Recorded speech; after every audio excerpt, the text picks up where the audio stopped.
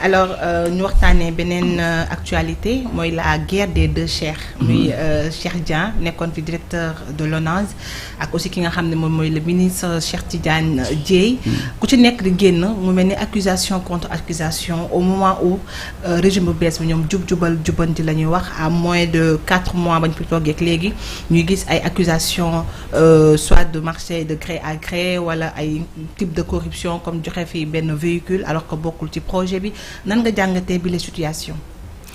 ma jàpp ne c'est une situation quand même déplorable sénégalais yëpp seetaan nañ ko. surtout li nga xam ne moom mooy xew léegi ñu dem ba nga xam ne ay documents yoo xam ne dañu confidentiel sax ñu leen di mettre sur la place publique. loolu quand même bon du loo xam ne naw nañ ko ci république en fait. république c'est quelque chose de sacré en vérité quand on parle de république on parle de quelque chose qui existe en vertu des mystères en fait. c'est-à-dire li ñu xamul loolu moom mooy jox république à terme. moom la politicien yi di wax ñoom la ñuy jàng. république mystère moom moo ko lal boo xawee sutura république rek amatuñu république te li tax état am yenn taxawaay yi moom mooy république. malheureusement dañu nekk ci situation ak lettres yi ñuy divulguer actuellement. dañu nekk situation boo xam ne pratiquement république bi le caractère république du Sénégal moom la ñuy mettre moom la ñuy porter atteinte en fait. donc man je crois que loolu war nañ ko ñaawlu bu baax maintenant bon man dama jàpp ne quand même c'est une situation qui n'est pas nouvelle non plus c'est une situation qui n'est pas nouvelle am na dans le passé aussi des situations dans lesquelles da ngay gis supérieur hiérarchique ak kenn koo xam ne peut-être que moom mooy subalterne en tout cas ñoom ñu nekk dans une situation de conflit bu mel nii maintenant bon mën nañ jàpp ne aussi le nouveau régime vient d'arriver xam nga booy dee la ñëw yow njort rek ngay demee y compris à l'égard des profils yow da ngay jël benn profil parce que bon tu penses que c'est le meilleur profil pour diriger tel département. Après au bout de quelques mois tu te rends compte que peut-être que j'aurais pu le mettre ailleurs wala j'aurais pu trouver meilleur que lui en fait. peut-être que nous nous trouvons dans cette situation mais quoi qu'on dise lu ñu ci mën a wax tey mooy que day porter atteinte li nga xam ne moom mooy projet wu nouveau gouvernement yi parce que projet nouveau gouvernement yi dañ ko lal ci jub waxuma sax li si des mais ci jub donc bu ñu demee ba nga xam ne am na ay affaires conflit d'intérêt au cœur du pouvoir bon mën nañu vraiment mën na ñaawal xel yu bari et puis mën na tax ba Sénégalais yi bon gis bi ñu doon xool ak fi ñu doon séntu peut-être nouveau gouvernement yi en fait dina porter atteinte un peu ci seen crédibilité ak yenn yi mais man je crois que ñoom nouveau gouvernement aussi à ce niveau ils ont le temps de rectifier donc mën nañu rectifier aussi à ce niveau xool situer responsabilité ñoom mener seen propre enquête pour xool exactement entre le ministre ak le DG ak l'ancien DG de l'ENAS kan moo nekk ci dëgg ñu situer responsabilité et puis sanctionner parce que man je crois que am na fee yoo xam ne booy ñëw nga porter yow sa yëpp sur la base de ça mënoo ko bàyyi moom muy jàll quoi donc à quelque nouveau que ce soit mën nañu kii maintenant bon man li ma xalaat mooy effectivement bu fekkee ne oto boo am na 80 millions yi am na loolu c'est une faute professionnelle terrible par rapport quand même à la crédibilité du projet léegi nag bu fekkee ne gré à gré bi aussi am na loolu non plus je crois que ce n'est pas une belle image du Sénégal quand même. Ce n'est pas banal. Waaw, c'est pas quelque chose de banal en fait. Voilà, c'est pas quelque chose de banal, c'est quelque chose qui vraiment porte atteinte au principe de transparence même. Bi nga xam ne moom moo laal démocratie, bi nga xam ne ci loolu aussi la suñu autorités yi def seen campagne ci la ñu jaay Sénégalais yi li nga xam ne Sénégalais yi ñoom ñoo ko jënd entre guillemets. Donc que par conséquent man je crois que bu ñu demee ba situer responsabilité ñoom war nañ agir pour que Sénégalais yi xam ne lii ñoom duñu continuer di ko nangu. Voilà mais situation bi ñu nekkee nii quand même bon voilà c'est pas une situation boo xam ne rafetlu nañ ko daal. dëgg la alors tey mu nekk ki nga xam ne mooy Cheikh Tidiane Dièye ñu nommé ko. ki nga xam ne mooy Cheikh Dieng aussi ñu nommé ko tey ñi fi ne dañoo waxoon ne bu ñu ñëwee dañuy def appel à candidature. Est-ce que jàpp nga ni tey fekkoon ne am na appel à candidature ñu xool l'homme qu'il faut à la place qu'il faut genre erreur yi mënuñu ko woon éviter. Oui, ça dépend. Man, je crois que peut-être que c'est un exemple pertinent bi nga wax ni les appels à candidature mais concernant ce secteur précis peut-être que pertinence am day xaw a wàññeeku. Pourquoi? Parce que yow boo xoolee ñaari profils yi parce que au fond même boo defee appel à candidature yow da ngay choisir sur la base de dossier. donc sur la base de dossier yow xoolal ñoom ñaar seen profil seen background ñoom seen CV muy docteur Cheikh Gueye muy docteur Cheikh Tidiane Dièye man je crois que au poste aujourd'hui actuellement bu ngeen tegee seen CV ngeen étudier ko ñi leen war a mën a xëccoo ba jël poste bi ñoom bu ñu defoon benn processus de transparence boo xam ne ñëpp gis nañ ko du ñu bëri en fait waxuma ne amul mais du ñu bëri ñoom ñëpp am nañ profil de l'emploi quand même. Maintenant, le problème avec les appels à candidature, c'est qu'on peut comprendre aussi nos gouvernants. Parce que processus d'appel à candidature dafay jël temps. Ñun ñëpp xam nañ ko dafay jël temps. Nous tous, en un moment ou un autre, on a été sélectionnés dans le cadre peut-être d'appel à candidature. Minimum bi muy jël mooy 3 à 4 mois pour des gens qui viennent d'arriver. Est-ce que 3-4 mois yooyu da ngay toog di xaar doo pourvoir yenn postes yi alors que c'est des postes régaliens la question aussi se pose maintenant bon c'est un engagement je dis que il faut c'est un engagement mais il y a aussi c'est que gars yi dañuy faisabilité bi tamit parfois faisabilité bi ñuy door yegg si faisabilité bi dafay xaw a métti maintenant aussi il y a différentes manières de faire un appel à candidature il y a différentes manières c'est pas seulement nga kii ci presse bi nit ñi ñëw déposer yow nga xool non tu peux choisir un cabinet boo xam ne aussi moom ci boppam moom mooy xool parce que souvent cabinet yi dañuy am ay bases de données mën nañu xool ci seen base de données yan profil la ñu am pour tel poste et ensuite ñu lancer benn appel à candidature boo xam ne c'est restreint en fait ñu jël ñooñu ñu compléter après sur cette base ñu choisir ay 3-4 profils yoo xam ne ci ñooñu la poste bi war a génne donc bon am na ñoo xam ne aussi dañu def appel à candidature directement sur la base de l'appel à candidature ñëpp jël xool effectivement bu ñu xoolee dinañu dégager un certain nombre de critères pour ne lii ak lii moom mooy kii bi donc am na plusieurs moyens quand même yoo xam ne mën nañ ko def yoo xam ne appel à candidature lay doon mais ci beneen manière donc moom moo tax man je crois que après 3 mois d'exercice 4 mois 5 mois comme ça ce n'est pas si évident quand même de respecter strictement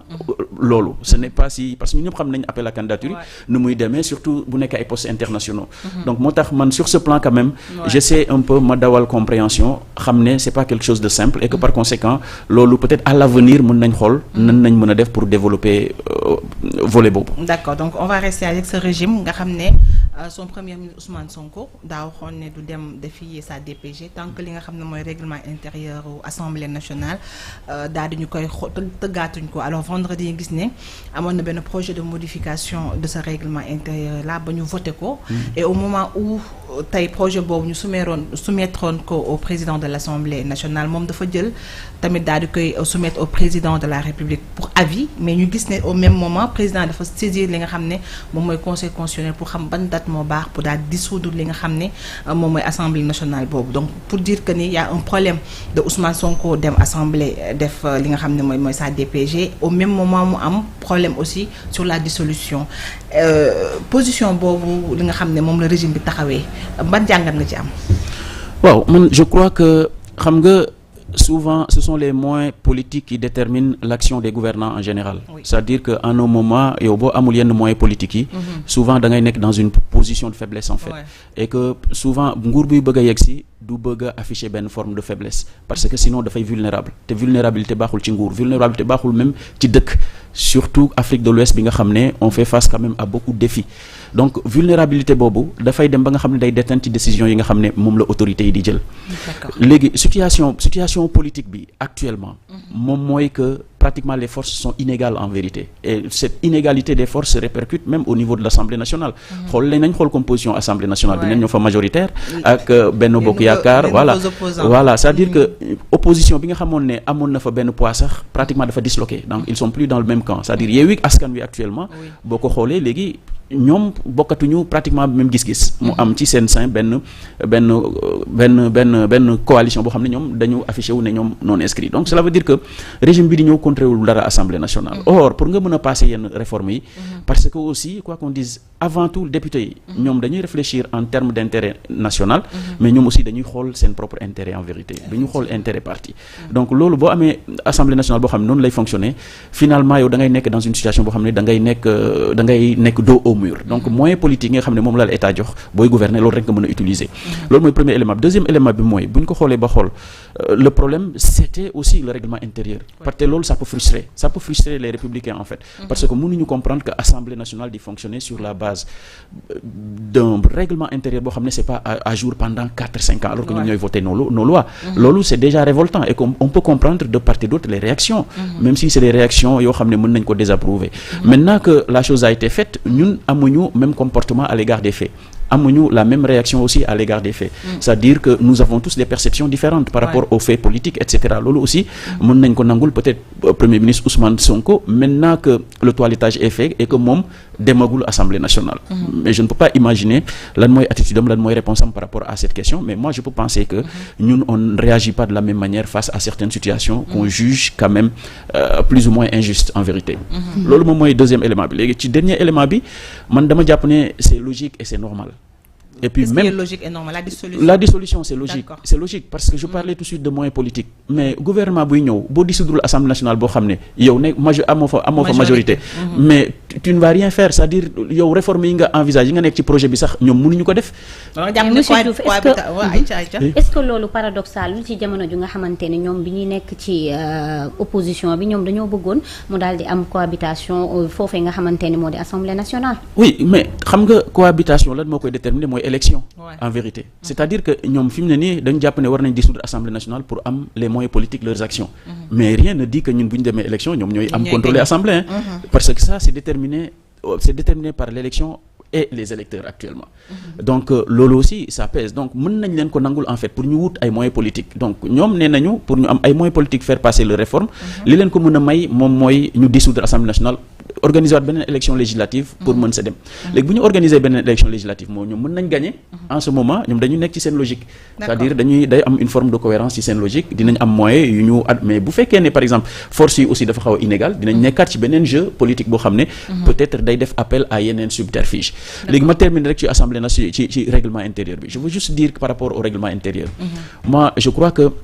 la principale préoccupation certes c'était la déclaration de politique générale du président de la République mais nekkul woon du premier ministre mais nekkul woon loolu kese man je crois que on devait aussi saisir l'opportunité pour def toilettage vraiment bu gën a profond ci règlement intérieur bi parce que aussi am na ay yëf yu bëri yu nekk ci biir yoo xam ne méngoowul ak oui par exemple